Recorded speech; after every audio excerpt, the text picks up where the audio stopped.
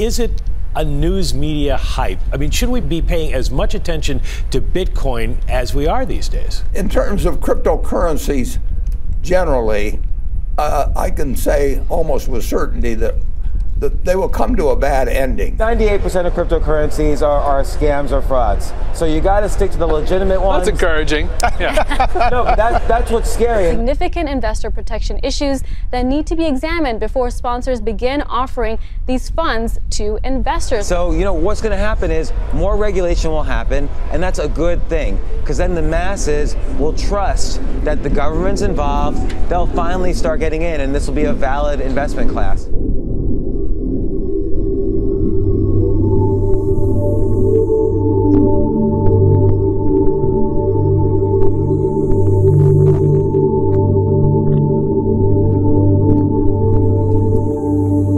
Cryptocurrency, is it the harbinger of a new world order, or is it the harbinger of the end of order? I guess we'll have to see where this path takes us.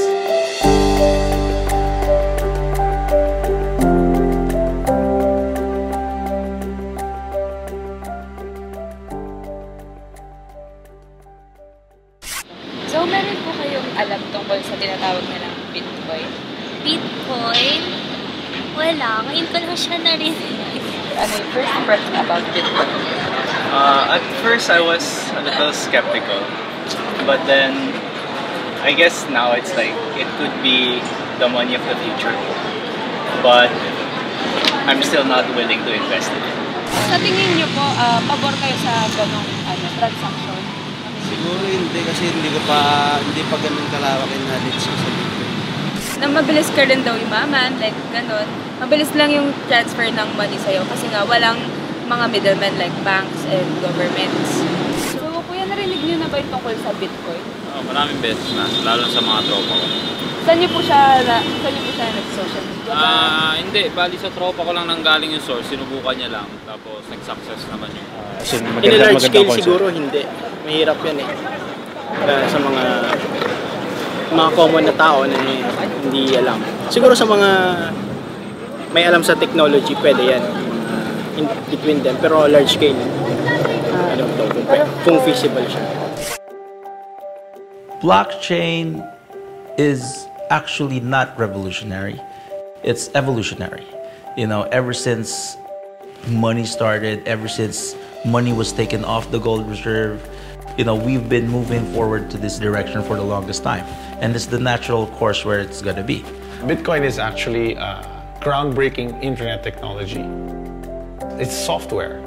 And it, for the first time, solved a big problem in computer science and distributed systems called the double spending problem.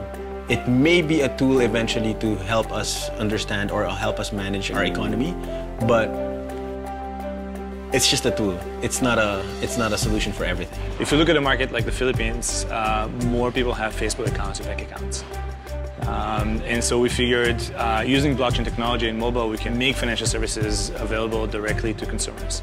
Using this technology, Noah Corporation plans to offer the Noah coin as a vehicle through which entire ecosystems can be built in developing areas of the Philippines to encourage international trade, tourism, and commerce.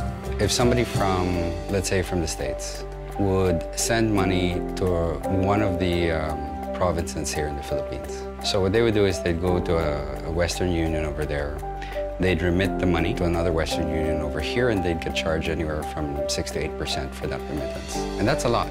When you put that on the blockchain and you tokenize it, you can bring that cost down to less than half.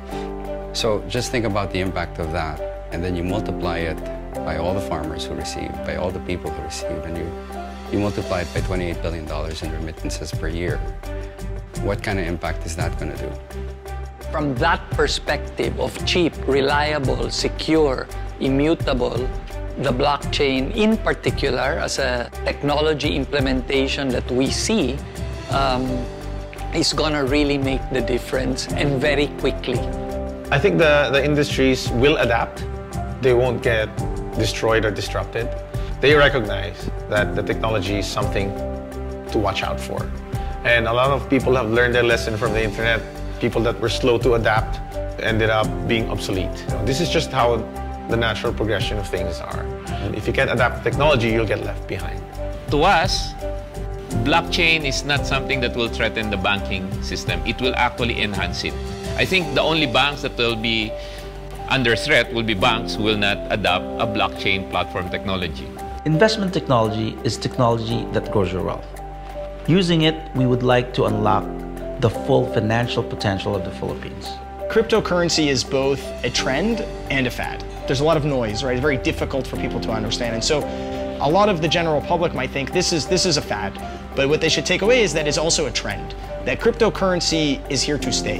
The fact that companies, countries are going to start dealing in cryptocurrency is a long-term thing. You have Australia as an example. I mean, they were clear. They just banded together and went around to the legislators and said, this is what blockchain is, this is what it isn't, this is some form of framework we can work on. And they just kept on and on.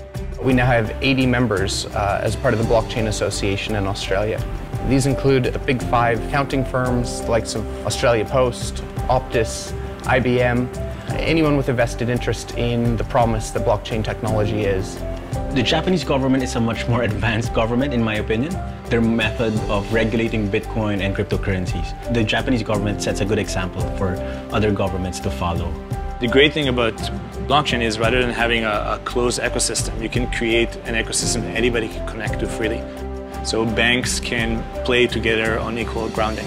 Basically maintain higher quality and lower cost of services for consumers for many years to come.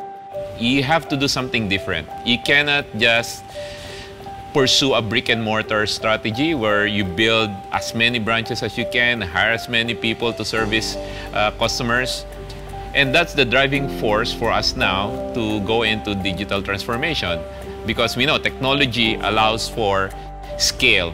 Technology allows for us to service as many as we can and to reach the people that are unserved right now. So that's the reason why we went through the digital journey, to solve financial inclusion. The genius of Bitcoin, and Bitcoin is the first cryptocurrency. Bitcoin fixed the problem of double spending by distributing the ledger, the accounting system, across all participants. How we do things before is we would have third-party middlemen we trust to verify if the transactions were authentic. A lot of reasons why the third-party middleman system has a lot of flaws. By removing the middleman and using software, we can now transact with each other. I strongly believe 99.9% of ICOs are a tremendous waste on people's time. 99% are scams. These are very easy to find out. I was very surprised at the low level of due diligence that people were putting even into our own ICO. As they were participating, we were trying to encourage them to do more due diligence. The retail investor did not want to do the due diligence. Very simply, if you just type the name of the ICO you're interested in plus scam in Google, you would be surprised the vast amount that get a hit, that turn up to say, this is actually a scam. Just imagine you have a resort, and it's a beautiful resort, and it's in the middle of nowhere, and you're marketing it globally, and there are no banks near, and then there's no money changers near. If I'm able to tokenize it, you could buy the tokens through your mobile app, and then when you're there, you don't even have to use money anymore. Imagine a rural bank being able to have superior computing system on a very cheap, very cost-effective blockchain infrastructure connected to several other blockchain nodes without having their own data center, without having a very huge IT organization. That translates to a lot more money that they can invest in other services outside of their IT organization. We hope that that same blockchain technology can be extended from the rural banks to cooperatives and even the local sari-sari stores, so that together that ecosystem now can serve not only as counters for customers to do transactions, but also as a connected ecosystem that can better serve a unique set of customers who we, the larger institutions, do not have the presence or the knowledge or the relationships, the empathy with those communities or members of those communities, because we're not physically present there. It's a technology, and it's also money. So these are the two things that are probably the most widely used things in the world: money and technology. We wake up in the morning every day, we go to work, we earn money.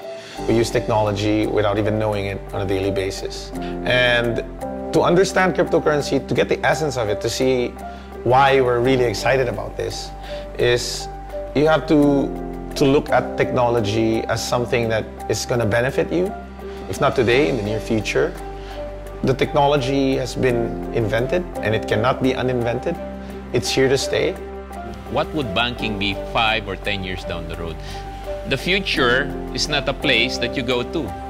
The future is a place that you create. In 5 to 10 years from now, we don't know whether there will still be ATMs. We don't know whether everything's going to be cashless. We don't know, but this is what we want. Whatever it is 5 to 10 years from now, our mission is to get as many people service in the financial sectors. Change is always going to happen. The future belongs to those who embrace it.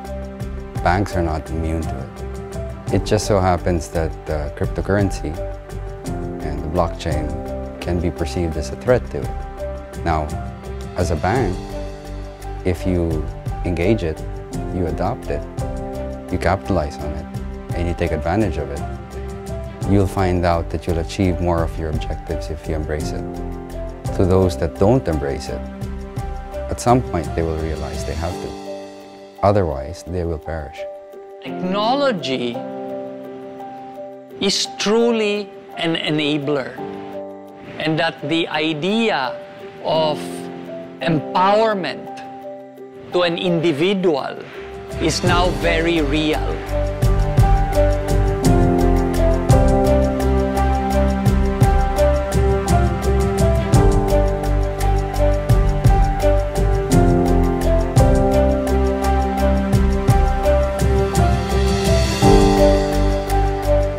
Cryptocurrency, the beginning of a whole new relationship with money. Will it be a happy marriage or a bad romance? We'll just have to wait and see, won't we?